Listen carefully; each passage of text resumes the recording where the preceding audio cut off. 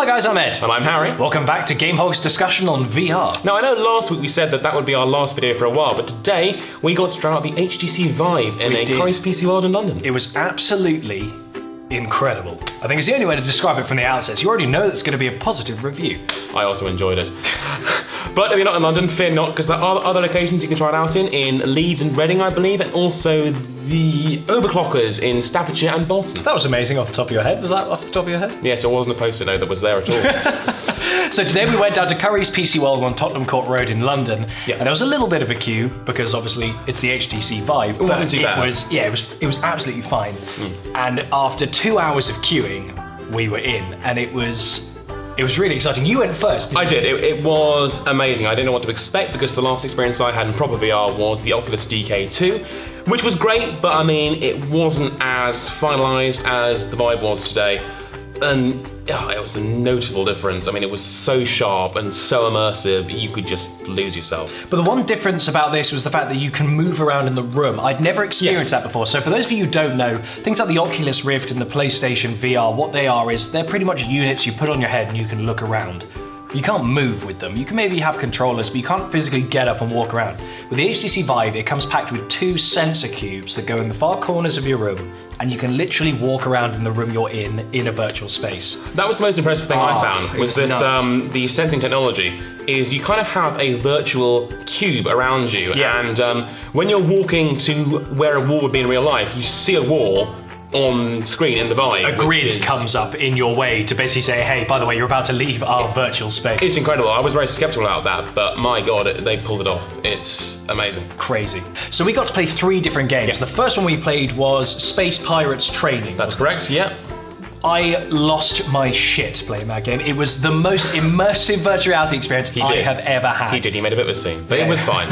Basically, so what happens is, so if you let's imagine the scene of like a space station behind you.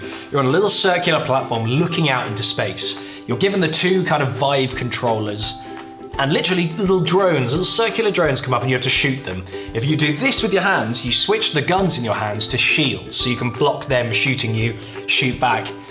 I wanted that experience to never end. It was amazing. It was intense. The most immersive thing I've done in virtual reality.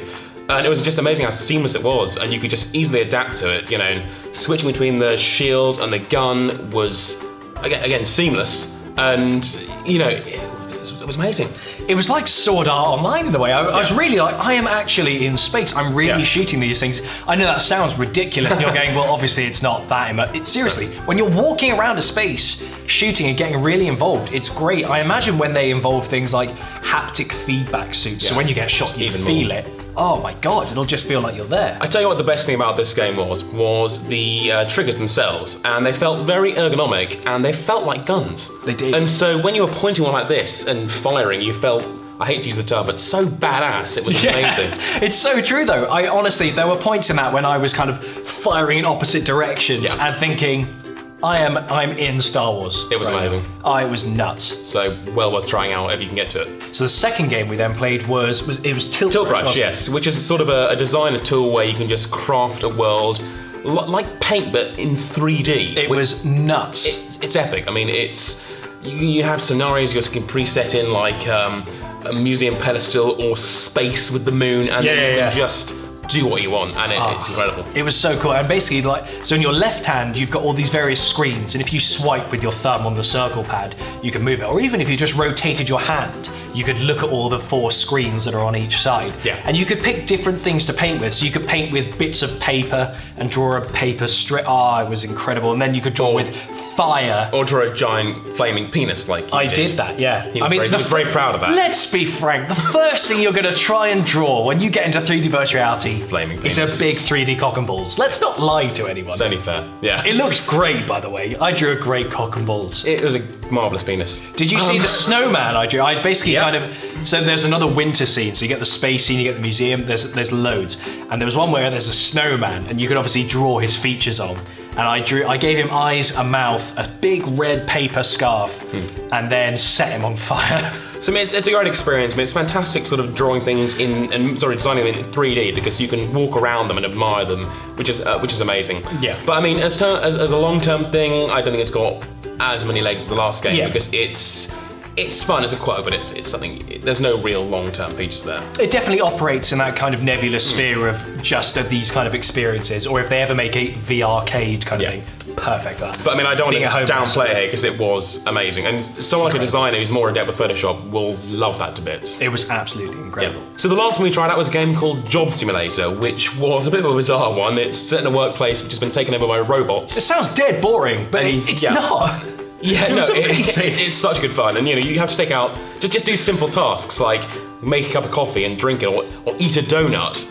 But again, you're doing this with your hands on the triggers, and it just feels so immersive. Oh, it was amazing. There were loads of cups and donuts and kind of office supplies in front of me, and I literally went, throw it away, turned around, saw a robot colleague of mine and went, fuck you, just threw it at his face, hit him, and he just went, and looked at me and I kind of, what are you doing? Yeah. It's amazing. You feel like you're there. It's just so much to play about with, because there's like logging into the computer, you have to find the password, which is on a post-it note. You look around for it, find it, and then tap the password in, which is great. It's just amazing. And then it ends with you having to fire robot colleagues. So you have to stamp on their file and let them go. And they go past you with a sad face. Looking really angry and upset. I'm sorry.